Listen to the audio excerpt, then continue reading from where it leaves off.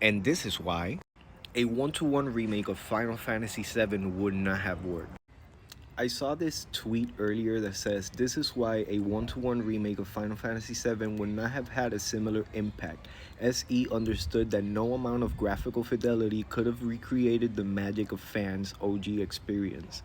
By opting for a reimagination with new twists and mysteries, they've created a novel journey for all players. Alright, so let's talk about that. The reality of the case is that if a one-to-one remake of Final Fantasy VII would have been made, there definitely still would have been a lot of criticism towards it.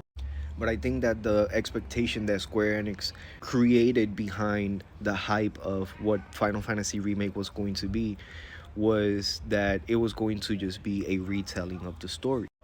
When we started getting these new elements of things that never happened in the OG story, uh, you know, we were skeptical at first. I am of the group of fans that like the Final Fantasy Remake series for what it is as an expansion of the story that I already loved and grew up with. And I don't hold the name of remake specifically as a literal expectation of what the game is.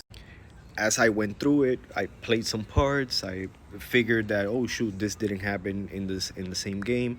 I kind of instinctively put together that this was going to be a new story, loosely based, or trying to base itself off the original as closely as possible. I don't know. I'm just rambling at this point. Let me know what you think.